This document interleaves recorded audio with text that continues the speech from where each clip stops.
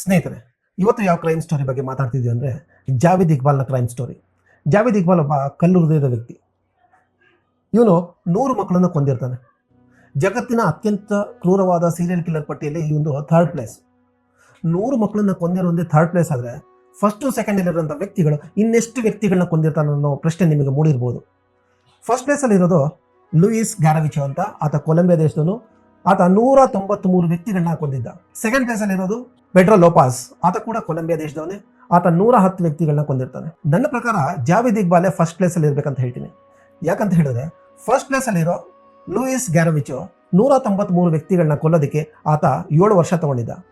ಅದೇ second ಪ್ಲೇಸಲ್ಲಿರೋ Pedro low pass 110 ವ್ಯಕ್ತಿಗಳನ್ನ ಕೊಲ್ಲೋದಕ್ಕೆ ಆತ 11 ವರ್ಷ ತಗೊಂಡಿದ್ದ. ಆದರೆ ಜಾವೇದ್ ಇಕ್ಬಾಲ್ 100 ಮಕ್ಕಳನ್ನ ಕೊಲ್ಲೋದಕ್ಕೆ ಕೇವಲ 147 ದಿನಗಳು ಮಾತ್ರ ತಗೊಂಡಿದ್ದ. ಇದರಿಂದ ನನಗೆ ಗೊತ್ತಾಗುತ್ತೆ ಅವನೆಂಥ ಕ್ರೂರಿ ಅಂತ. ಹೊಸದಾಗಿ ವೀಕ್ಷಣೆ ಮಾಡ್ತಿದ್ದಂಥ ವೀಕ್ಷಕರು ದಯವಿಟ್ಟು ಚಾನಲ್ನ ಸಬ್ಸ್ಕ್ರೈಬ್ ಮಾಡಿ, ಹಾಗೆ ಲೈಕ್ ಮಾಡಿ.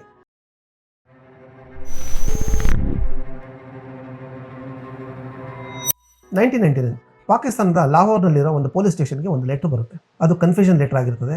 ಅದರಲ್ಲಿ ಹಂತಕ ಬರೀತಾನೆ, ನಾನು 100 ಮಕ್ಕಳನ್ನು ಕೊಂದಿದ್ದೀನಿ, ದೇವರ ದಯದಿಂದ ನನ್ನ ಕೆಲಸ ಪೂರ್ತಿಯಾಗಿದೆ ಅಂತ. ಜೊತೆಗೆ ಕೆಲವು ಮಕ್ಕಳ ಫೋಟೋಸ್ ಇರುತ್ತೆ, ಒಂದು ಡೈರಿ ಇರುತ್ತದೆ. ಆ ಡೈರಿಯಲ್ಲಿ ಆ ಮಕ್ಕಳನ್ನ ಹೇಗೆ ಕೊಂದ, ಹೇಗೆ ಡಿಸ್ಪೋಸ್ ಮಾಡ್ದ ಅನ್ನೋದು ಡೀಟೇಲ್ಸ್ ಇರುತ್ತೆ. ಹಾಗೆ ಅವನು ನಿಮಗೆ ಹೆಚ್ಚಿನ ಸಾಕ್ಷಿ ಬೇಕಂತ ಹೇಳಿದ್ರೆ ನನ್ನ ಮನೆಗೆ ಬಂದು ನೋಡಿ ಅಂತ ಹೇಳಿ ಆ ಲೆಟರಲ್ಲಿ ಅವನ ಅಡ್ರೆಸ್ ಕೂಡ ಬರೆದಿರ್ತಾನೆ. ಇದನ್ನು ಓದಿದ ಪೊಲೀಸರಿಗೆ ಶಾಕ್ ಆಗುತ್ತೆ, ಜೊತೆಗೆ ಒಂದು ಅನುಮಾನ ಕೂಡ ಬರ್ತದೆ.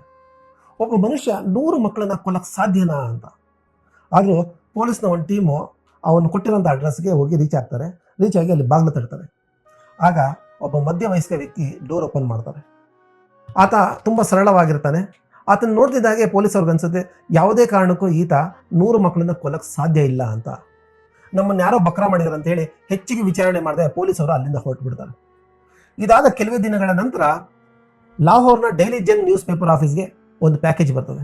ಅದರಲ್ಲೂ ಕೂಡ ಒಂದು ಲೆಟ್ರು, ಮಕ್ಕಳ ಫೋಟೋಸು, ಹಾಗೆ ಒಂದು ಡೈರಿಯ ಕಾಪಿ ಇರ್ತದೆ. ಆ ಲೆಟ್ರಲ್ಲಿ ಹಂತಕ ಬರೆದಿರ್ತಾನೆ, ನಾನು 100 ಮಕ್ಕಳನ್ನ ಕೊಂದಿದ್ದೀನಿ, 100 ತಾಯಂದಿರ ಮಕ್ಕಳನ್ನು ಶವಪೆಟ್ಟಿಗೆ ಇಲ್ಲದೆ ನಾನು ಪರಲೋಕಕ್ಕೆ ಕಳಿಸಿದ್ದೀನಿ. ಇದನ್ನು ನಿಮ್ಮ ಪತ್ರಿಕೆಯ ಮೂಲಕ ನಾನು ಜಗತ್ತಿಗೆ ಹೇಳಕ್ಕೆ ಇಷ್ಟಪಡ್ತೀನಿ.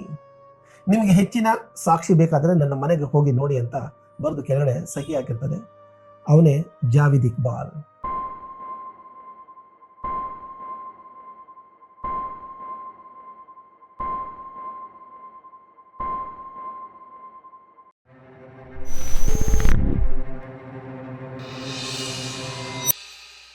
ಜಾವೇದ್ ಇಕ್ಬಾಲ್ ಒಂದು ಶ್ರೀಮಂತರ ಕುಟುಂಬದಲ್ಲಿ ಹುಟ್ಟುತ್ತಾನೆ. ಅವನ ತಂದೆಗೆ 8 ಜನ ಮಕ್ಕಳು. ಜಾವೇದ್ 6ನೇವನು. ಜಾವೇದ್ ತುಂಬ ಬುದ್ಧಿವಂತ. ಸೊ ಹಾಗಾಗಿ ಅವನ ತಂದೆಗೆ ಇವನ ಮೇಲೆ ಹೆಚ್ಚಿನ ಪ್ರೀತಿ ಇರುತ್ತೆ. ಜಾವೇದ್ನ ತಂದೆ ತುಂಬ ಕಷ್ಟಪಟ್ಟು ಬೆಳೆದಿರ್ತಾನೆ. ಜಾವೇದ್ ಕೂಡ ನಂತರ ಕಷ್ಟಪಡಬಾರ್ದು ಅಂತ ಹೇಳಿ ಅವನಿಗೊಂದು ಒಳ್ಳೆ ಎಜುಕೇಷನ್ ಕೊಡ್ತಾನೆ. ಜಾವೇದ್ ತನ್ನ 20ನೇ ವಯಸ್ಸಿನಲ್ಲಿ ತನ್ನ ಎಜುಕೇಷನ್ ಕಂಪ್ಲೀಟ್ ಮಾಡಿದಾಗ ಅವನ ತಂದೆ ಆತನಿಗೆ 2 ದೊಡ್ಡ ಪ್ರಾಪರ್ಟಿಗಳನ್ನ ಕೊಡಿಸ್ತಾನೆ. ಜಾವೇದ್ ಅದರಲ್ಲಿ ಒಂದನ್ನು ಇರಕ್ಕೆ ಮನೆ ಮಾಡಿಕೊಂಡ್ರೆ ಇನ್ನೊಂದನ್ನು ಫ್ಯಾಕ್ಟ್ರಿ ಮಾಡ್ಕೊತಾನೆ. ಆತ ಐರನ್ ರೀಕ್ಯಾಸ್ಟಿಂಗ್ ಬಿಸ್ನೆಸ್ ಸ್ಟಾರ್ಟ್ ಮಾಡಿರ್ತಾನೆ. ಐರನ್ ರೀಕ್ಯಾಸ್ಟಿಂಗ್ ಬಿಸ್ನೆಸ್ ಅಂದರೆ ಕಬ್ಬಿಣದ ವಸ್ತುನ ಕರಗಿಸಿ ಮತ್ತೆ ಅದಕ್ಕೆ ಹೊಸ ರೂಪ ಕೊಡೋದೆ ರೀಕ್ಯಾಸ್ಟಿಂಗ್. ಜಾವೇದ್ಗೆ ಒಂದು ವಿಲಕ್ಷಣವಾದ ಗುಣ ಇರ್ತದೆ. ಅದೇನಂತ ಹೇಳಿದ್ರೆ ಆತ ಯಾವುದೇ ಹೆಣ್ಣು ಮಕ್ಕಳ ಕಡೆ ಆಕರ್ಷಿತನಾಗ್ತಿರಲ್ಲ. ಆದರೆ ಹುಡುಗರನ್ನ ನೋಡಿದಾಗ ಅವನಲ್ಲಿ ಭಾವನೆಗಳು ಕ್ರಿಯೇಟ್ ಆಗ್ತಾ ಇರ್ತದೆ. ಸೊ ಇದನ್ನು ಅವನು ಯಾರ ಹತ್ರನೂ ಹೇಳ್ಕೊಂಡಿರಲ್ಲ. ಈಗ ಯಾವಾಗ ಅವರ ತಂದೆ ಅವನಿಗೆ ಒಂದು ಪ್ರಾಪರ್ಟಿ ಕೊಡಿಸಿ ಅವನು ಸಪ್ರೇಟ್ ಆಗಿರೋಕ್ಕೆ ಮನೆ ಮಾಡ್ಕೊತಾನೋ ಆಗ ಅವನಿಗೆ ಇದನ್ನು ಎಕ್ಸ್ಪೆರಿಮೆಂಟ್ ಮಾಡೋಕ್ಕೆ ಒಂದು ಅವಕಾಶ ಸಿಗುತ್ತೆ. ಮೊದಲನೇ ಬಾರಿಗೆ ಜಾವೇದ್ ಬೀದಿಲಿದ್ದಂಥ ಒಂದು ಅನಾಥ ಹುಡುಗನಿಗೆ ನಿನಗೆ ಊಟ ಕೊಡ್ತೀನಿ, ತಿಂಡಿ ಕೊಡ್ತೀನಿ, ಇರೋಕ್ಕೆ ಜಾಗ ಕೊಡ್ತೀನಿ, ನನ್ನ ಜೊತೆ ಕೆಲಸ ಮಾಡು ಅಂತ ಹೇಳಿ ಅವನನ್ನು ಕರ್ಕೊಂಡ್ಬಂದು ಮನೇಲಿ ಇಟ್ಕೊತಾನೆ. ಆದರೆ ಜಾವೇದ್ಗೆ ಒಂದು ಭಯ ಇರ್ತದೆ, ಈ ಹುಡುಗ ನನ್ನ ಬಿಟ್ಟು ಹೋಗ್ಬಿಡ್ತಾನೆ ಅಂತ. ಆ ಸಮಯದಲ್ಲಿ ನನಗೆ ಗೊತ್ತಾಗುತ್ತೆ ಅವನು ಕರ್ಕೊಂಡ್ಬಂದಿರೋಂಥ ಹುಡುಗನಿಗೆ ಒಬ್ಳು ಅಕ್ಕ ಇದ್ದಾಳೆ ಅಂತ. ಜಾವೇದ್ ಅವನ ಹತ್ರ ಅಕ್ಕನ ವಿಷಯ ತಿಳ್ಕೊಂಡು ಅವಳ ಬಳಿ ಹೋಗ್ತಾನೆ. ಅವಳ ಹತ್ರ ಹೋಗಿ ಅವನು ಆಕೆನ ಮದುವೆ ಆಗ್ತೀನಿ ಅಂತ ಹೇಳ್ತಾನೆ. ಆ ಹುಡುಗಿ ಶಾಕ್ ಆಗ್ತಾಳೆ. ಆಕೆ ಕೂಡ ಅವನು ಅದನ್ನೇ ಹೇಳ್ತಾನೆ, ನಿನಗೆ ತಿಂಡಿ, ಊಟ, ಬಟ್ಟೆ ಎಲ್ಲ ಕೊಟ್ಟು ಚೆನ್ನಾಗಿ ನೋಡ್ಕೊತೀನಿ ಅಂತ. ಅನಾಥೆಯಾದ ಅವಳು ತನ್ನ ಹಾಗೂ ತನ್ನ ತಮ್ಮನ ಭವಿಷ್ಯವನ್ನು ಯೋಚನೆ ಮಾಡಿ ಅವನನ್ನು ಮದುವೆ ಆಗೋಕ್ಕೆ ಒಪ್ಕೊತಾಳೆ. ನಂತರದಲ್ಲಿ ಇವರಿಬ್ಬರು ಮದುವೆ ಆಗುತ್ತೆ. ಆದರೆ ಮದುವೆ ಭಾಳಷ್ಟು ವರ್ಷಗಳ ಕಾಲ ಉಳಿಯೋದಿಲ್ಲ. ಕೆಲವೇ ವರ್ಷಗಳ ನಂತರ ಅವಳಿಗೆ ಇವನ ಒಂದು ಕೆಟ್ಟ ಚಟ ಗೊತ್ತಾದಾಗ ಆಕೆ ತನ್ನ ತಮ್ಮನನ್ನು ಕರ್ಕೊಂಡು ಇವನ್ನ ಬಿಟ್ಟು ಹೊರಟೋಗ್ತಾಳೆ. ಜಾವೇದ್ ಈಗ ಮತ್ತೆ ಒಂಟಿ ಆಗ್ತಾನೆ. ಮತ್ತೆ ಅದೇ ಲಾಹೋರ್ನ ಬೀದಿಗಳಲ್ಲಿ ಅಲಿಯಕ್ಕೆ ಸ್ಟಾರ್ಟ್ ಮಾಡ್ತಾನೆ. ಕೆಲವೇ ದಿನಗಳಲ್ಲಿ ಅವನು ಮತ್ತೆ ಒಂದು 6-7 ಹುಡುಗರನ್ನ ಮನೆ ಕರ್ಕೊಂಡ್ಬಂದು ಇಟ್ಕೊತಾನೆ. ಅವರ ಮೇಲೆ ಮನಸ್ಸೇ ಇಚ್ಛೆ ಲೈಂಗಿಕ ದೌರ್ಜನ್ಯ ಮಾಡ್ತಿರ್ತಾನೆ. ಆ ಮಕ್ಕಳು ಕೂಡ ಇದನ್ನು ಸಹಿಸ್ಕೊಂಡಿರ್ತಾರೆ. ಯಾಕಂತ ಹೇಳಿದ್ರೆ ಅವರೆಲ್ಲ ಅನಾಥರು. ಇವನು ಮನೆಯಿಂದ ಹೊರಗೆ ಹಾಕಿದ್ರೆ ಮತ್ತೆ ಅದೇ ಬೀದಿಯಲ್ಲೇ ಮಲಗಬೇಕಾಗುತ್ತೆ. ಆ ಕಾರಣಕ್ಕೋಸ್ಕರ ಅವನ ಜೊತೆನೆ ಅಲ್ಲೇ ಉಳ್ಕೊಂಡಿರ್ತಾರೆ. ಇನ್ನು ಕೆಲವು ಮಕ್ಕಳಿಗೆ ತಮ್ಮ ಜೊತೆ ಏನು ನಡೀತಾ ಇದೆ ಅನ್ನೋದೇ ಕೂಡ ಗೊತ್ತಿರಲ್ಲ. ಅಷ್ಟು ಸಣ್ಣ ಮಕ್ಕಳು ಕೂಡ ಅವನ ಜೊತೆ ಇರ್ತಾರೆ. ಇನ್ನು ಕೆಲವು ಮಕ್ಕಳು ಇದೆಲ್ಲ ತಪ್ಪು ಅಂತ ಅರ್ಥ ಆದವರು ಅವನನ್ನು ಬಿಟ್ಟು ಹೊಡೋಗ್ತಿದ್ರು. ಹಾಗೆ ಹೊಡೋದಂಥ ಮಕ್ಕಳು ಬೇರೆಯವ್ರ ಹತ್ರ ಈ ವಿಷಯಗಳನ್ನ ಹೇಳ್ಕೊಳ್ತಾನೆ ಇರಲಿಲ್ಲ. ಯಾಕಂದರೆ ಇದನ್ನು ಹೇಳ್ಕೊಳ್ಳೋದ್ರಿಂದ ಅವ್ರಿಗೆ ಮುಜುಗರ ಅನ್ನೋದಕ್ಕೆ ಅವರು ಸುಮ್ಮನಾಗ್ಬಿಡ್ತಿದ್ರು. ಸೊ ಹಾಗಾಗಿ ಇವನ ಒಂದು ಈ ಆಟ ನಿರಾತಂಕವಾಗಿ ನಡೀತಾ ಇತ್ತು. ಸೊ ಇದು ಹೀಗೆ ನಡೀತಿರ್ಬೇಕಾದ್ರೆ ಇವನು ಯಾವಾಗ 7-8 ಮಕ್ಕಳನ್ನ ಮನೆಯಲ್ಲಿ ಇಟ್ಕೊಂಡಿದ್ದಾನೋ ಆ ಟೈಮಲ್ಲಿ ಅಕ್ಕಪಕ್ಕದವರು ಇವನ ಬಗ್ಗೆ ಮಾತಾಡ್ಕೊಳ್ಳೋಕ್ಕೆ ಶುರು ಮಾಡ್ತಾರೆ. ಗುಸುಗುಸು ಅಂತ ಒಂದು ಸ್ಟಾರ್ಟ್ ಆಗುತ್ತೆ. ಆಗ ಒಂದು ಪತ್ರಿಕೆಯವರು ಇವನ ಬಗ್ಗೆ ಇವನು ಮಾಡ್ತಿರೋಂಥ ಒಂದು ಲೈಂಗಿಕ ದೌರ್ಜನ್ಯದ ಬಗ್ಗೆ ಒಂದು ಪಬ್ಲಿಷ್ ಮಾಡಿಬಿಡ್ತಾರೆ. ಮೊದಲೇ ನೆರೆಹೊರೆಯವರು ಮಾತಾಡ್ಕೊತಾ ಇದ್ರು. ಈಗ ಪಬ್ಲಿಷ್ ಆದ ಒಂದು ಸುದ್ದಿ ಓದಿದ ತಕ್ಷಣ ಅದೇ ನೆರೆಹೊರೆಯ ಒಂದು ಗುಂಪು ಇವನು ಮನೆ ಮೇಲೆ ಅಟ್ಯಾಕ್ ಮಾಡ್ತದೆ. ಇವನು ಮನೆಗೆ ನುಗ್ಗಿ ಸಿಕ್ಕಂಥ ವಸ್ತುಗಳನ್ನೆಲ್ಲ ಪುಡಿ ಮಾಡ್ತದೆ. ಆದರೆ ಜಾವಿದ್ ಅಲ್ಲಿ ಇರೋದಿಲ್ಲ. ಯಾವಾಗ ಮನೆಯಲ್ಲಿ ಜಾವಿದ್ ಸಿಗಲ್ವೋ ಆ ಕೋಪಗೊಂಡ ಗುಂಪು ಜಾವಿದ್ನ ತಂದೆ ಹತ್ರಕ್ಕೆ ಹೋಗ್ತಾರೆ. ತಂದೆ ಹತ್ರ ಹೋದಾಗ ಅಲ್ಲಿ ಜಾವಿದ್ ತಂದೆ ಹಾಗೂ ಜಾವಿದ್ನ ಅಣ್ಣ ಸಿಕ್ಕಾಕೊಳ್ತಾರೆ. ಅವ್ರ ಮೇಲೆ ಚೆನ್ನಾಗಿ ಹಲ್ಲೆ ಮಾಡುತ್ತೆ ಈ ಗುಂಪು. ಚೆನ್ನಾಗಿ ಹೊಡಿತಾರೆ. ಅವ್ರನ್ನ ಹೊಡೆದು ಹಾಗೆ ಕರ್ಕೊಂಡ್ಬಂದು ಪೊಲೀಸ್ ಸ್ಟೇಷನ್ಗೆ ಒಪ್ಪಿಸ್ತಾರೆ.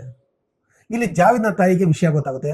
ಜಾವಿದ್ ಮಾಡಿದ ತಪ್ಪಿಗೆ ನನ್ನ ಗಂಡ ಹಾಗೂ ದೊಡ್ಡ ಮಗನಿಗೆ ಇವರು ಪೊಲೀಸರು ಬಂಧಿಸಿಟ್ಟಿದ್ದಾರಲ್ಲ ಅಂತ ಹೇಳಿ ಅವಳು ನೋವಾಗುತ್ತೆ. ಆಗ ಅವಳು ಒಂದು ಉಪಾಯ ಮಾಡ್ತಾಳೆ. ಏನಂತ ಹೇಳಿದ್ರೆ, ಜಾವಿದ್ ಮನೇಲಿದ್ದಂಥ ಹುಡುಗನ್ನ ಪೊಲೀಸ್ ಸ್ಟೇಷನ್ ಕರ್ಕೊಂಡ್ಬಂದು ಜಾವಿದ್ ಏನೇನು ಮಾಡ್ದ ಅನ್ನೋದನ್ನ ಹೇಳಿಸುವಂಥ ಪ್ರಯತ್ನ ಮಾಡ್ತಾಳೆ. ಯಾವಾಗ ಆಕೆ ಜಾವಿದ್ ಮನೇಲಿದ್ದಂಥ ಹುಡುಗನ್ನ ಕರ್ಕೊಂಡು ಪೊಲೀಸ್ ಸ್ಟೇಷನ್ಗೆ ಬರ್ತಾಳೋ ಈ ವಿಷಯ ಜಾವಿದ್ಗೆ ಗೊತ್ತಾಗುತ್ತೆ. ಜಾವಿದ್ ಆ ಹುಡುಗನ್ನ ನಿಜ ಹೇಳೋದನ್ನ ತಪ್ಪಿಸೋದಕ್ಕೆ ಪೊಲೀಸ್ ಸ್ಟೇಷನ್ಗೆ ಓಡ್ ಬರ್ತಾನೆ. ಪೊಲೀಸ್ ಸ್ಟೇಷನಲ್ಲಿ ಅವ್ರ ತಾಯಿನ ನೋಡಿ ಅವನು ವಿಪರೀತ ಕೋಪ ಮಾಡ್ಕೊತಾನೆ. ಆಗಲೂ ಕೂಡ ಜಾವಿದ್ ತಂದೆ ಜಾವಿದ್ ಮೇಲೆ ಅಪಾರವಾದ ನಂಬಿಕೆ ಇಟ್ಟಿರ್ತಾನೆ. ನನ್ನ ಮಗ ಅಂಥವನಲ್ಲ ಅಂತಾನೆ ಹೇಳ್ತಿರ್ತಾನೆ. ಜಾವಿದ್ ಅರೆಸ್ಟ್ ಆದಾಗ ಜಾವಿದ್ ತಂದೆ ಅವನನ್ನು ಬಿಡಿಸೋದಕ್ಕೆ ಒಂದಷ್ಟು ಜನಕ್ಕೆ ಲಂಚನೂ ಕೊಡ್ತಾರೆ. ಆದರೂ ಅದು ವರ್ಕೌಟ್ ಆಗಲ್ಲ. ಜಾವಿದ್ಗೆ ಕೊನೆಯದಾಗಿ 6 ತಿಂಗಳ ಶಿಕ್ಷೆ ಆಗುತ್ತೆ. 7-8 ಮಕ್ಕಳನ್ನ ಅವನು ಲೈಂಗಿಕ ದೌರ್ಜನ್ಯ ಮಾಡಿದ್ದಕ್ಕೆ ಬರೀ 6 ತಿಂಗಳ ಶಿಕ್ಷೆ ಆಗುತ್ತೆ. ಯಾವಾಗ ಜಾವಿದ್ಗೆ 6 ತಿಂಗಳ ಶಿಕ್ಷೆ ಆಯ್ತಂತ ಅವ್ರ ತಂದೆ ಗೊತ್ತಾಗುತ್ತೋ ಆಗ ಅವನಿಗೆ ಹಾರ್ಟ್ ಅಟ್ಯಾಕ್ ಆಗುತ್ತೆ. ನಂತರ ಜಾವಿದ್ 6 ತಿಂಗಳ ಶಿಕ್ಷೆ ಮುಗಿಸ್ಕೊಂಡು ಹೊರಗೆ ಬರ್ತಾನೆ. ಅವನಿಗೆ ಅವನ ಪರಿವಾರದ ಮೇಲೆ ವಿಪರೀತ ಕೋಪ ಇರ್ತದೆ. ಅವನ ತಂದೆ ಬಿಟ್ಟು ಬೇರೆಯವ್ರ ಹತ್ರ ಯಾರ ಹತ್ರನೂ ಅವನು ಮಾತಾಡ್ತಿರೋದಿಲ್ಲ. ಆಗ ಪರಿವಾರದವರೆಲ್ಲ ಸೇರಿ ಇವನಿಗೆ ಇನ್ನೊಂದು ಮದುವೆ ಮಾಡಿದ್ರೆ ಸರಿ ಹೋಗ್ತಾನೆ ಅಂತೇಳಿ ಇನ್ನೊಂದು ಮದುವೆ ಮಾಡ್ತಾರೆ. ಆದರೆ ಆ ಮದುವೆಯನ್ನು ಹೆಚ್ಚಿನ ದಿನ ಉಳಿಯೋದಿಲ್ಲ. ಆತನ 2ನೇ ಹೆಂಡತಿ ಕೂಡ ಜಾವಿದ್ನ ಬಿಟ್ಟು ಹೋಗ್ತಾಳೆ.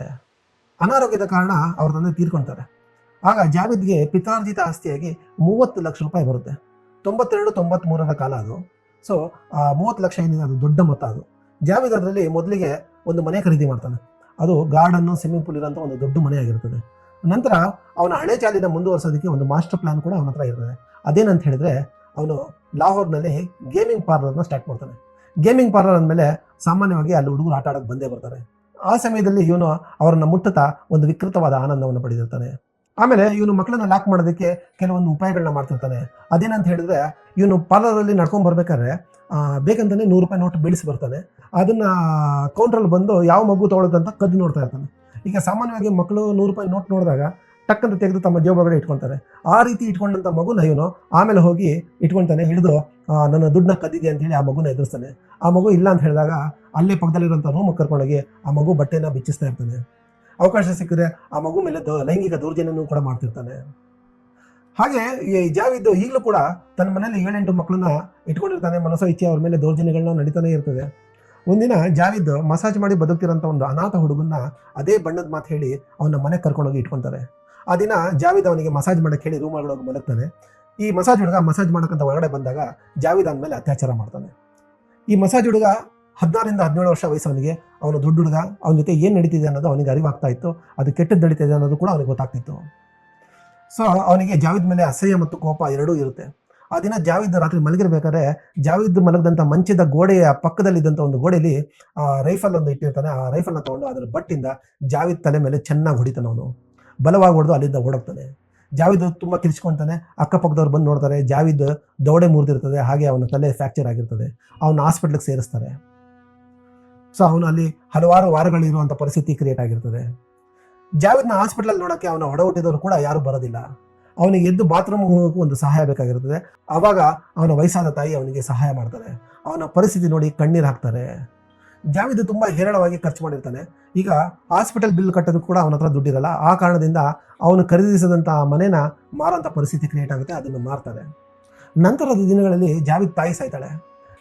ಜಾವಿದ್ ಲೈಫಲ್ಲಿ ಇದೊಂದು ಟರ್ನಿಂಗ್ ಪಾಯಿಂಟು. ಅವನ ತಾಯಿ ಅವನಿಗೋಸ್ಕರ ಹತ್ತಿರ್ತಾಳೆ. ಅದನ್ನು ಅವನು ಕಣ್ಣಾರೆ ನೋಡಿರ್ತಾನೆ. ಅದಕ್ಕೆ ಕಾರಣ ಒಬ್ಬ ಹುಡುಗ. ಸೊ ನನ್ನ ತಾಯಿ ನನಗೋಸ್ಕರ ಹತ್ತಲು, ಈಗ 100 ಮಕ್ಕಳ ತಾಯಿನ ಆಳಿಸ್ತೀನಿ ಅಂತ ಹೇಳಿ ಅವನೊಳಗೆ ಅವನೊಂದು ಪ್ರತಿಜ್ಞೆ ಮಾಡ್ತಾನೆ. ಅಲ್ಲಿಂದ ಅವನ ನರಬೇಟೆ ಸ್ಟಾರ್ಟ್ ಆಗುತ್ತೆ. ಅವನು ತನ್ನ ನರಬೇಟೆನ 147 ದಿನಗಳಲ್ಲಿ ಪೂರ್ತಿ ಮಾಡಿರ್ತಾನೆ. ಅವನು ಡೈರಿಯಲ್ಲಿ ಬರೆದಿರೋ ಪ್ರಕಾರ ಅವನ ಮೊದಲನೇ ಕೊನೆನ ಒಬ್ಬ 14 ವರ್ಷದ ಹುಡುಗನಿಗೆ ಮಾಡ್ತಾನೆ. ಆತನಿಗೆ ಆರೆಂಜ್ ಜ್ಯೂಸಲ್ಲಿ ನಿದ್ದೆ ಮಾತ್ರೆ ಹಾಕಿ ಮಲಗಿಸ್ತಾನೆ. ಅವನು ಗಾಢ ನಿದ್ದೆಲಿರ್ಬೇಕಾದ್ರೆ ಅವನ ಮುಖಕ್ಕೆ ಗ್ಯಾಸ್ ಮಾಸ್ಕ್ ಹಾಕಿ ಸೈಲೆಂಟ್ ಕೊಡ್ತಾನೆ. ಆತ 10 ಸೆಕೆಂಡ್ಗಳಲ್ಲಿ ಸತ್ತು ಹೋಗಿರ್ತಾನೆ. ನಂತರ ಅವನ ದೇಹವನ್ನು 100 ತುಂಡುಗಳಾಗಿ ಕತ್ತರಿಸಿ ಕೆಳಗೆ ಬೇಸ್ಮೆಂಟಲ್ಲಿರೋ ಆಸಿಡ್ ತುಂಬಿದ ಡ್ರಮ್ಗಳಲ್ಲಿ ಹಾಕ್ತಾನೆ. ಒಂದು ರಾತ್ರಿ ಕಳೆಯೋಷ್ಟಲ್ಲೇ ಆತನ ದೇಹ ಕರಗೋಗಿರುತ್ತದೆ. ಇದು ಮಕ್ಕಳನ್ನ ಕೊಳ್ಳೋದ್ರಲ್ಲಿರುವಂಥ ಒನ್ ಆಫ್ ದಿ ಐಡಿಯಾ. ಅವನು ರೆಗ್ಯುಲರ್ ಆಗಿ ಬಳಸಿದಂಥ ಐಡಿಯಾ ಯಾವುದಂತ ಹೇಳಿದ್ರೆ, ಮಗುನ ಮನೆಗೆ ಕರ್ಕೊಂಡ್ಬಂದು ಅತ್ಯಾಚಾರ ಮಾಡ್ತಾನೆ. ನಂತರ ಆ ಮಗುನ ಟಿವಿ ನೋಡೋಕ್ಕಂತ ಕರೀತಾನೆ. ಆ ಮಗು ಟಿವಿ ಎದುರುಗಡೆ ಕುತ್ಕೊಂಡು ಟಿವಿ ನೋಡ್ತಾ ಇರ್ತದೆ. ಅದ್ರ ಹಿಂದೆ ಒಂದು ಮಂಚ ಇರ್ತದೆ, ಅದ್ರ ಮೇಲೆ ಜಾವಿದ್ ಕುತ್ಕೊಂಡಿರ್ತಾನೆ. ಇವನ ಬಳಿ ಒಂದು ಚೈನ್ ಇರ್ತಿತ್ತು. ಆ ಚೈನ್ ಆ ಮಗು ಕುತ್ತಿಗೆಗೆ ಹಾಕಿ ಹಿಂದಿನಿಂದ ಜೋರಾಗಿ ಎಳಿತಾನೆ. ಆ ಮಗು ಉಸಿರುಗಟ್ಟಿ ಸಾಯ್ತದೆ. ನಂತರ ಸೇಮ್ ಪ್ರೊಸೆಸ್, ಆ ಮಗುನ ತುಂಡುಗಳಾಗಿ ಕತ್ತರಿಸಿ ಸೇಮ್ ಆಸಿಡ್ ಡ್ರಮ್ಗಳೆಲ್ಲ ಹಾಕ್ತಿದ್ದ. ಜಾವಿದ್ ತಾನು ಕೊಲ್ಲಕ್ಕಂತ ಕರ್ಕೊಂಡ್ಬಂದಿರೋ ಎಲ್ಲ ಮಕ್ಕಳದ್ದು ಕೂಡ ಫೋಟೋಗ್ರಾಫ್ಸ್ ಮಾಡ್ತಿದ್ದ. ಅದು ಏನಕ್ಕೆ ಅಂತ ಹೇಳಿದ್ರೆ ಅವನಿಗೆ ರೆಕಾರ್ಡ್ಸ್ಗೆ ಬೇಕಾಗಿತ್ತು. ಯಾಕಂತ ಹೇಳಿದ್ರೆ ಅವನು 100 ಮಕ್ಕಳು ಅಂತ ಹೇಳಿ ಪ್ರತಿಜ್ಞೆ ಮಾಡ್ಕೊಂಡಿದ್ದ. ಸೊ ಅದಕ್ಕೆಲ್ಲ ಒಂದು ನಂಬರ್ ಹಾಕ್ತಿದ್ದ. ಅವರ ಹೆಸರು ಕೂಡ ಬರೀತಿರಲಿಲ್ಲ. ಅವನು 14, 15, 16, 17 ಅಂತ ಹೇಳಿ ಈ ರೀತಿಯಾಗಿ ಆ ಫೋಟೋಗಳ ಮೇಲೆ ನಂಬರ್ಗಳನ್ನ ಬರೀತಿದ್ದ ಅವನು. ಸ್ನೇಹಿತರೆ, ನಿಮಗೆ ಶುರುವಲ್ಲೇ ಹೇಳಿದೆ ನಾನು, ಜಾವಿದ್ ಪೊಲೀಸರಿಗೆ ಒಂದು ಲೆಟರ್ ಕಳಿಸಿದ್ದ. ಕೆಲವು ದಿನಗಳ ನಂತರ ನ್ಯೂಸ್ ಪೇಪರ್ ಆಫೀಸ್ಗೆ ಕೂಡ ಅವನು ಲೆಟರ್ ಕಳಿಸಿದ್ದ ಅಂತ. ಈಗ ನ್ಯೂಸ್ ಪೇಪರ್ ಅವ್ರು ಏನು ಮಾಡ್ತಾರೆ ಅಂದರೆ ಆ ಲೆಟರ್ನ ಪಬ್ಲಿಷ್ ಮಾಡ್ತಾರೆ. ಆ ಪಬ್ಲಿಷ್ ಮಾಡಿದಾಗ ಇಲ್ಲಿ ಪೊಲೀಸವರು ಎಚ್ಚೆತ್ಕೊಳ್ತಾರೆ. ಎಚ್ಚೆತ್ಕೊಂಡಿದ ತಕ್ಷಣ ಅವರು ಮತ್ತೆ ರೀಇನ್ವೆಸ್ಟಿಗೇಷನ್ ಮಾಡೋದಕ್ಕೆ ಅದೇ ಮನೆ ಹತ್ರ ಮತ್ತೆ ರೀಚ್ ಆಗ್ತಾರೆ. ಈಗ ಅಲ್ಲಿ ಬಾಗಿಲು ತಡೆದಾಗ ಆ ಮಧ್ಯವಯಸ್ಕ ವ್ಯಕ್ತಿ ತೆಗಿಯೋದಿಲ್ಲ. ಇವರು ಆ ಬಾಗಿಲನ್ನು ಒಡೆದು ಒಳಗಡೆ ಹೋಗ್ತಾರೆ. ಹೊರಗಡೆ ಹೋದಾಗ ಅವ್ರಿಗೆ ಕಾಣೋದು ಅದೇ ಮಂಚ. ಜಾವಿದ್ ಯಾವ ಮಂಚದ ಮೇಲೆ ಕೂತ್ಕೊಂಡು ಆ ಮಕ್ಕಳನ್ನ ಬಲಿ ತಗೊಳ್ತಿದ್ನೋ ಆ ಮಂಚ ಇರ್ತದೆ. ಆ ಮಂಚದ ಎದುರುಗಡೆ ಟಿವಿ ಇತ್ತು. ಆ ಟಿವಿ ಪಕ್ಕದಲ್ಲಿ ಮಕ್ಕಳು ಆಡೋಂಥ ಬೋರ್ಡ್ ಗೇಮ್ಸ್ಗಳಿದ್ವು. ಹಾಗೆ ಅಲ್ಲೊಂದಷ್ಟು ಚೀಲಗಳಿದ್ವು. ಆ ಚೀಲಗಳ ಮೇಲೆ ಒಂದಷ್ಟು ಚೀಟಿಗಳನ್ನ ಬರೆದು ಅಂಟಿಸಲಾಗಿತ್ತು. ಹಾಗೆ ಇನ್ನೂ ಕೆಲವು ಚೀಟಿಗಳು ಗೋಡೆ ಮೇಲೆಲ್ಲ ಅಂಟಿಸಲಾಗಿತ್ತು. ಆ ಚೀಟಿಗಳನ್ನ ಓದ್ತಾರೆ. ಆ ಮೊದಲನೇ ಬ್ಯಾಗಲ್ಲಿ ಇದ್ದಂಥ ಚೀಟಿ ಓದಿದಾಗ ಅವರಿಗೆ ಅದ್ರ ಮೇಲೆ ಬರೆದಿರ್ತದೆ, ಇದು 100 ಮಕ್ಕಳ ಚಪ್ಪಲಿಗಳು ಅಂತ ಹೇಳಿ ಬರೆದಿರ್ತದೆ. ಇನ್ನೊಂದು ಬ್ಯಾಗ್ ಮೇಲೆ ಬರೆದಿರ್ತದೆ, ಇದು 100 ಮಕ್ಕಳ ಬಟ್ಟೆಗಳು ಅಂತ ಬರೆದಿರ್ತದೆ. ಹಾಗೆ ಇನ್ನೊಂದು ಚೀಟಿಯಲ್ಲಿ ಅವನು ಬರೆದಿರ್ತಾನೆ, ಅಂದಿನ ಸರ್ಕಾರದ ಹಾಗೂ ಪೊಲೀಸಿನ ವಿಫಲತೆ ಬಗ್ಗೆ ಬರೆದಿರ್ತಾನೆ. ಹಾಗೆ ಇನ್ನೊಂದು ಚೀಟಿಯಲ್ಲಿ ಅವನು ಬರೆದಿರ್ತಾನೆ, ನಾನು ರವಿ ನದಿಯಲ್ಲಿ ಧುಮುಕಿ ಆತ್ಮಹತ್ಯೆ ಮಾಡ್ಕೊತಾ ಇದ್ದೀನಿ ಅಂತ. ಆಗ ಪೊಲೀಸರಿಗೆ ನೆನಪಾಗುತ್ತೆ, ಆ ಡೈರಿಯಲ್ಲಿ ಅವನು ಮಕ್ಕಳ ಬಾಡಿಗಳನ್ನ ಕೆಳಗೆ ಡ್ರಮ್ಮಲ್ಲಿ ಇಟ್ಟಿದ್ದೀನಿ ಅಂತ ಬರೆದಿರೋದು ನೆನಪಾಗುತ್ತೆ. ಸೊ ಅದರಂತೆ ಪೊಲೀಸರು ಕೆಳಗೆ ಹೋಗ್ತಾರೆ. ಬೇಸ್ಮೆಂಟ್ ಕತ್ಲೆ ಆಗಿರ್ತದೆ. ಒಬ್ಬ PC ಅದನ್ನು ಲೈಟ್ನ ಆನ್ ಮಾಡ್ತಾನೆ. ಅವಾಗ ಇವ್ರ ಕಣ್ಣಿಗೆ ಡ್ರಮ್ಗಳು ಕಾಣಿಸ್ತವೆ. ಒಬ್ಬ ಪೊಲೀಸ್ ಆಫೀಸರ್ ಓಡೋಗಿ ತನ್ನ ಡ್ರಮ್ನ ತೆಗಿತಾನೆ. ಆಗ ಅದರಲ್ಲಿದ್ದಂಥ ಒಂದು ಕೆಮಿಕಲ್ಲು ಇವನಿಗೆ ಕೈಗೆ ಟಚ್ಚಾಗಿ ಕೈ ಸುಡುತ್ತದೆ. ಅದು ಆ್ಯಸಿಡ್ ಆಗಿರ್ತದೆ. ಅಲ್ಲಿಂದ ಕೆಟ್ಟ ವಾಸನೆ ಬರ್ತಾ ಇರ್ತದೆ. ಬಗ್ ನೋಡ್ತಾರೆ, ಕೆಲವು ಮಕ್ಕಳ ಅವಶೇಷಗಳು ಇನ್ನೂ ತೇಲ್ತಾ ಇರ್ತವೆ. ಆ ಜಾವಿದ್ ಈ ಮಕ್ಕಳ ಬಾಡಿಗಳನ್ನ ಕರಗಿಸೋಕ್ಕೆ ಹೈಡ್ರೋಕ್ಲೋರಿಕ್ ಮತ್ತು ಸಲ್ಫ್ಯೂರಿಕ್ ಆ್ಯಸಿಡ್ ಬಳಸ್ತಾ ಇದ್ದ. ಈ ಮಕ್ಕಳನ್ನ ಕರಗಿಸಿದಂಥ ಆ್ಯಸಿಡ್ನ ಅವನು ಟಾಯ್ಲೆಟಲ್ಲಿ ಚೆಲ್ತಾ ಇದ್ದ. ಆ ಟಾಯ್ಲೆಟಲ್ಲಿ ಚೆಲ್ಲಬೇಕಾದ್ರೆ ಅಕ್ಕಪಕ್ಕದ ಮನೆಯ ಟಾಯ್ಲೆಟ್ಗಳಲ್ಲೂ ಈ ಆ್ಯಸಿಡ್ ವಾಸನೆ ವಿಪರೀತವಾಗಿ ಬರೋದು. ಅವ್ರ ಅಕ್ಕಪಕ್ಕದವರೆಲ್ಲ ಮಾತಾಡೋಕ್ಕೆ ಶುರು ಮಾಡಿದಾಗ ಇವನೇನು ಮಾಡ್ತಾನೆ, ಈ ಆ್ಯಸಿಡ್ನ ರವಿ ನದಿಗೆ ತೊಗೊಂಡೋಗಿ ಚೆಲ್ಲೋದಕ್ಕೆ ವ್ಯವಸ್ಥೆ ಮಾಡ್ಕೊತಾನೆ. ನಂತರ ಈ ಚೀಲದಲ್ಲಿದ್ದಂಥ ಬಟ್ಟೆಗಳು ಹಾಗೂ ಚಪ್ಪಲಿಗಳು ಜಾವಿದ್ ತೆಗೆದಂಥ ಫೋಟೋಗ್ರಾಫ್ನಲ್ಲಿದ್ದ ಮಕ್ಕಳ ಜೊತೆ ಎಕ್ಸಾಕ್ಟ್ ಮ್ಯಾಚ್ ಆಗ್ತಾ ಇದ್ವು. ಇದಾದ ನಂತರ ಚೀಲದಲ್ಲಿ ಸಿಕ್ಕಂಥ ಒಂದು ಚಪ್ಪಲಿಗಳು ಮತ್ತು ಬಟ್ಟೆಗಳನ್ನ ಹೊರಗೆ ಪ್ರದರ್ಶನದಲ್ಲಿ ಇಡ್ತಾರೆ. ತಮ್ಮ ಮಕ್ಕಳು ಕಾಣೆಯಾಗಿದ್ದಾರಂತ ಕಂಪ್ಲೇಂಟ್ ಕೊಟ್ಟ ತಂದೆ ತಾಯಂದಿರು ಬಂದು ಆ ಚಪ್ಪಲಿ ಮತ್ತು ಬಟ್ಟೆಗಳನ್ನ ಗುಡ್ಸಕ್ಕಂತ ಪ್ರಯತ್ನ ಪಡ್ತಾರೆ. ಕೆಲವರು ಯಶಸ್ವಿ ಆಗ್ತಾರೆ, ಕೆಲವರು ಯಶಸ್ವಿ ಆಗಲ್ಲ.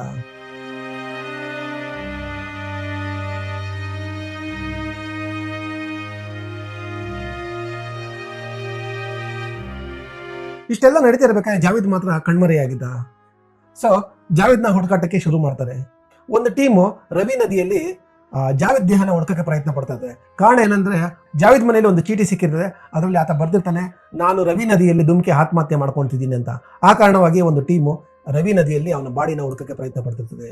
ಇನ್ನೊಂದು ಟೀಮು ಎಲ್ಲ ಕಡೆನೂ ಹುಡುಕಕ್ಕಂತ ಪ್ರಯತ್ನ ಪಡ್ತಿರ್ತದೆ. ಹೀಗೆ ಹುಡುಕಾಡ್ತಿರೋ ಟೀಮು ಅವನ ತಂದೆ ಮನೆಗೂ ಬರ್ತದೆ. ಅಲ್ಲಿದ್ದಂಥ ಜಾವಿದ್ನ ಹೊರಹುಟ್ಟಿದವರು ಅವನು ನಮ್ಮ ಪಾಲಿಗೆ ಸತ್ತೋಗಿದ್ದಾನಂತ ಹೇಳ್ತಾರೆ. ಅಲ್ಲಿದ್ದಂಥ ಒಬ್ಬ ಜಾವಿದ್ನ ಸಂಬಂಧಿ ಆತನ ಬ್ಯಾಂಕ್ ಬಗ್ಗೆ ವಿಷಯ ತಿಳಿಸ್ತಾನೆ. ಆತನ ಬ್ಯಾಂಕ್ ಊರಿನ ಹೊರಗಿದೆ, ಆತ ದುಡ್ಡು ತಗೊಳ್ಳಿಕ್ಕೆ ಅಲ್ಲಿ ಬಂದೇ ಬರ್ತಾನಂತ ಹೇಳ್ತಾನೆ. ಆಗ ಪೊಲೀಸರ ಒಂದು ಟೀಮು ಮಫ್ತಿಯಲ್ಲಿ ಆ ಬ್ಯಾಂಕ್ ಹತ್ರ ಅವನಿಗಾಗಿ ಕಾದು ಕೂತಿರ್ತದೆ. ಕೆಲವು ದಿನಗಳ ನಂತರ ಜಾವಿದ್ ಆ ಬ್ಯಾಂಕಿಗೆ ಬರ್ತಾನೆ. ಜಾವಿದ್ಗೂ ಕೂಡ ಗೊತ್ತಿರ್ತದೆ ನನಗೋಸ್ಕರ ಅಲ್ಲಿ ಬಲೆ ಹಾಕಿರ್ತಾರಂತ. ಆತ ತನ್ನ ಜೊತೆ 3 ಮಕ್ಕಳನ್ನ ಕರ್ಕೊಂಡ್ ಬಂದಿರ್ತಾನೆ. ಒಬ್ಬನಿಗೆ ಬ್ಯಾಂಕಿಂದ ದುಡ್ಡು ತೆಗೆಯಲು ಬ್ಯಾಂಕ್ ಕಳಿಸ್ತಾನೆ. ಆ ಒಬ್ಬ ಹುಡುಗ ಬ್ಯಾಂಕ್ ಒಳಗೆ ಬಂದು ದುಡ್ಡು ತೆಗಿಬೇಕಾದ್ರೆ ಅವನನ್ನ ಪೊಲೀಸರು ಲಾಕ್ ಮಾಡ್ತಾರೆ. ಅವನ ಸಹಾಯದಿಂದ ಹೊರಗೆ ನಿಂತ 2 ಮಕ್ಕಳು ಹಾಗೂ ಜಾವಿದ್ನ ಲಾಕ್ ಮಾಡಲು ಪ್ರಯತ್ನ ಪಡ್ತಾರೆ. ಆದರೆ ಆ ಮಕ್ಕಳಿಬ್ಬರು ಪೊಲೀಸರ ಕೈಗೆ ಸಿಗ್ತಾರೆ. ಆದರೆ ಜಾವಿದ್ ಮಾತ್ರ ಅಲ್ಲಿಂದ ತಪ್ಪಿಸ್ಕೊಂಡು ಹೋಗ್ತಾನೆ. ನಂತರ ಅವನ ಹುಡುಕಾಟ ತೀವ್ರ ಮಾಡ್ತಾರೆ, ಆದರೂ ಜಾವಿದ್ ಸಿಗಲ್ಲ. ಈ 3 ಜನ ಮಕ್ಕಳನ್ನ ಮತ್ತೆ ಲಾಹೋರ್ ಸ್ಟೇಷನ್ಗೆ ಕರ್ಕೊಂಡ್ಬಂದು ವಿಚಾರಣೆಗೆ ಒಳಪಡಿಸ್ತಾರೆ. ಕೆಲವು ದಿನಗಳ ನಂತರ Javed daily Jang news paper ಆಫೀಸ್ಗೆ ಬರ್ತಾನೆ. ಅಲ್ಲಿ ಬಂದು ನಾನೇ 100 ಮಕ್ಕಳ ಹಂತಕ ಅಂತ ಜೋರು ಕಿರಿಸ್ತಾನೆ. ಅಲ್ಲಿ ಕೆಲಸ ಮಾಡ್ತಿದ್ದಂಥವರೆಲ್ಲ ಶಾಕ್ ಆಗ್ತಾರೆ. ಅದನ್ನು ನೋಡಿದಾಗ ಆತ ತುಂಬಾ ಸರಳವಾಗಿರ್ತಾನೆ. ನಂತರ ಅಲ್ಲಿದ್ದಂಥ ರಿಪೋರ್ಟರ್ಸ್ ಅವನಿಗೆ ಪ್ರಶ್ನೆ ಮಾಡ್ತಾರೆ, ಯಾಕೆ 100 200 ಯಾಕೆ ಮಾಡಲಿಲ್ಲ ಅಂತ ಒಬ್ಬ ಕೇಳುವಂಥ ಪ್ರಶ್ನೆಗೆ ಜಾವೇದ್ ಉತ್ತರ ಕೊಡ್ತಾನೆ.